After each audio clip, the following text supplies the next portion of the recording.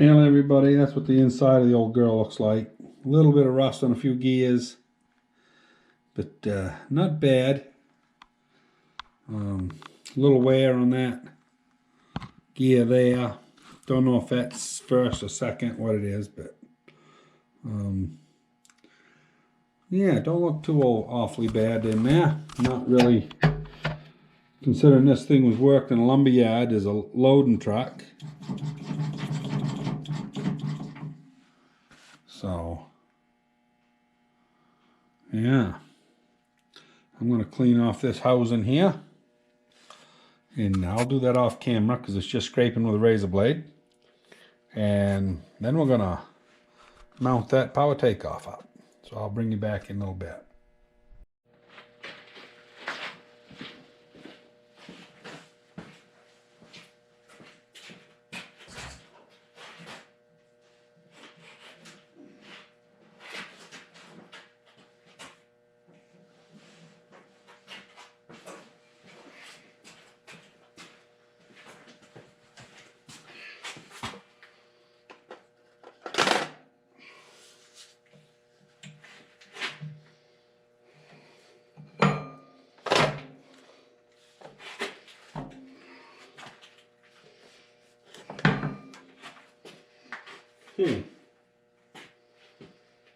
Boy, it's just about an arm load.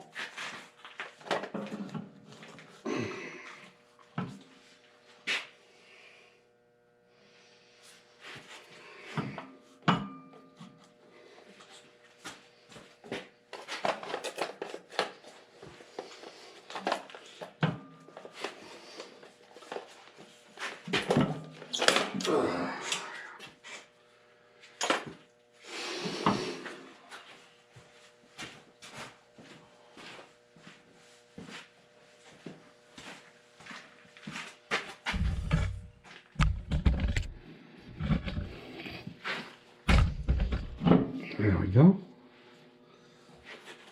Gasket looks good.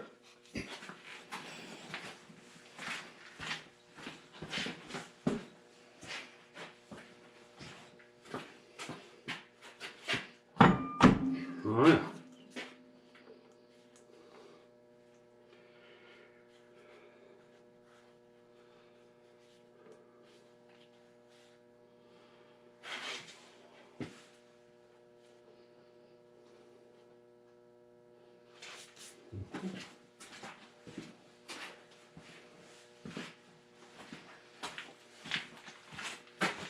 Well, that set down nice. Now we'll see if it'll engage.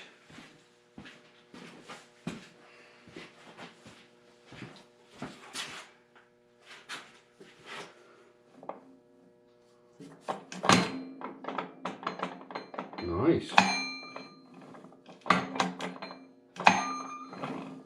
Beautiful.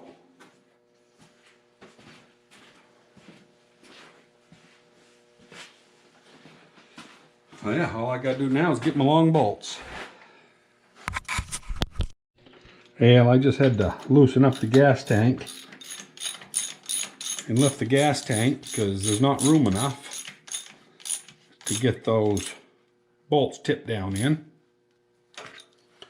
So anyway, I got the other one in too. I'm going to tighten it. Then I'll put the other four in and I'll bring you back in a minute.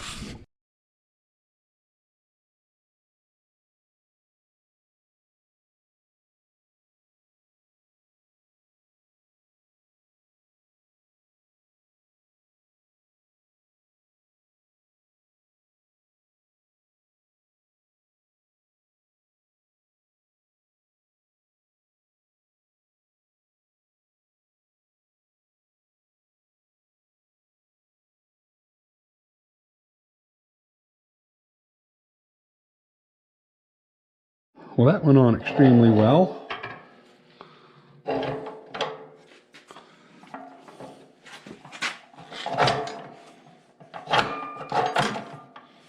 Yeah, I like that. Perfect. All I need to do is get me a cotter pin on there.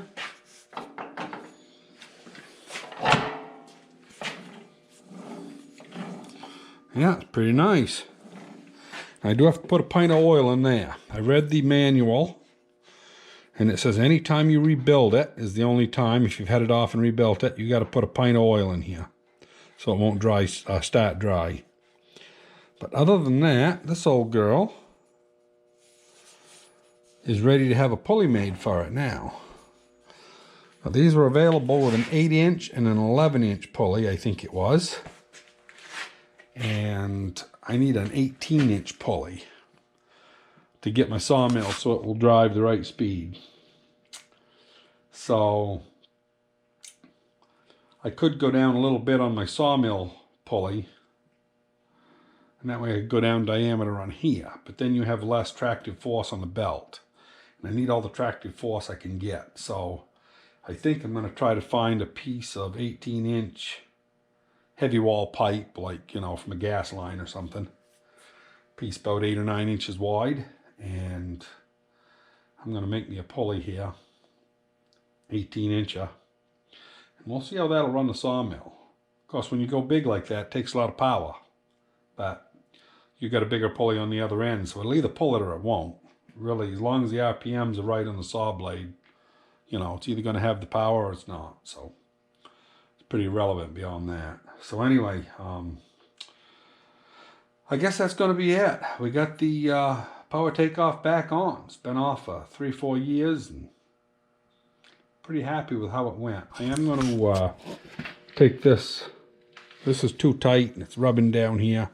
If it was another 2 inches longer, I probably would leave it underneath, but I'm going to take that cable that goes to the starter off, and I'm going to pull it out, and I'm going to run it right over the top right here. I think I got less chance of it getting damaged because that's really too tight down in there.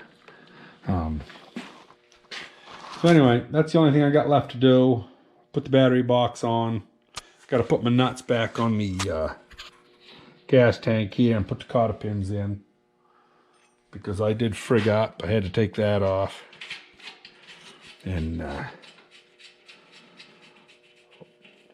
once I get this here moved up on the top, I'll loosen up this one bolt right here. I've got that one clamp that went in there. And I don't know, I may put it like that to guide it up over, or I may just leave it off. I'm not really sure what I'm going to do with it. I think it's supposed to be underneath like it is, but it's one of those deals where, you know, damn it, I made it when the thing wasn't on there. And now it's kind of biting me because I'm 2 inches off, so.